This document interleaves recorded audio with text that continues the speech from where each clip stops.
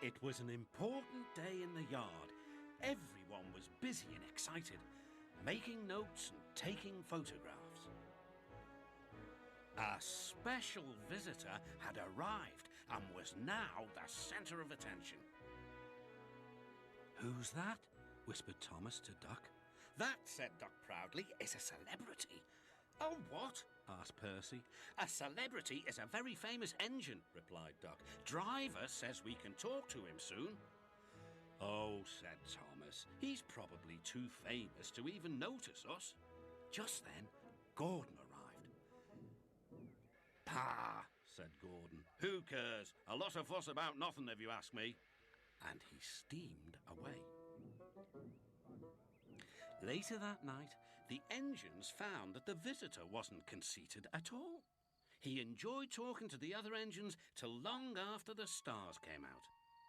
He left early next morning. "Good riddance," Gordon grumbled, chattering all night. "Who is he, anyway?" "Doc told you," said Thomas. "He's famous." "As famous as me?" huffed Gordon. "Nonsense." "He's famouser than you," replied Thomas. "He went 100 miles an hour before you were thought of." "So he says," snorted Gordon. "But I didn't like his looks. He's got no dome. Never trust domeless engines. They're not respectable. I never boast, but I'd say that 100 miles an hour would be easy for me." Duck took some trucks to Edward's station. "Hello," called Edward.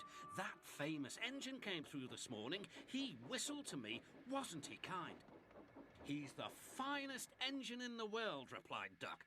Then he told Edward what Gordon had said. "Take no notice," soothed Edward. "He's just jealous. Look, he's coming now." Gordon's wheels pounded the rails. "He did it, I'll do it. He did it, I'll do it." Gordon's train rocketed past and was gone. "He'll knock himself to bits," chuckled Duck.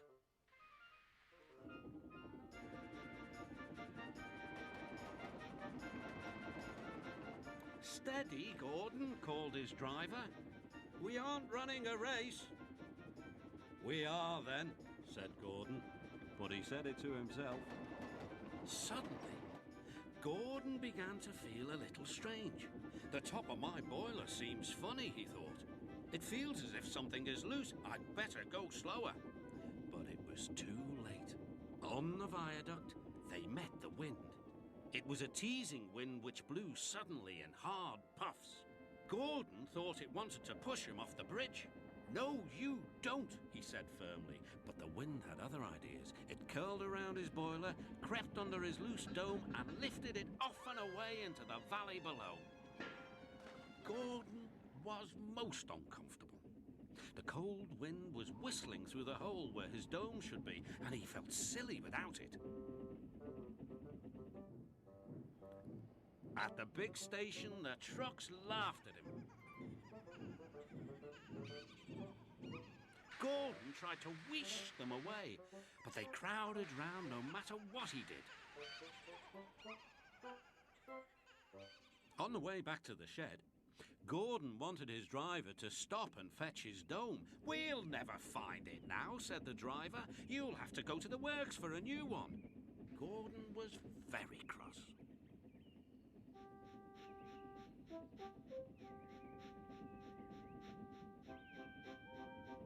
"I hope the shed is empty tonight," he huffed to himself.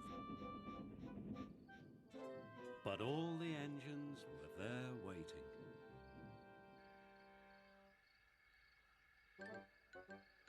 "Never trust domeless engines," said a voice from somewhere behind him. "They aren't respectable."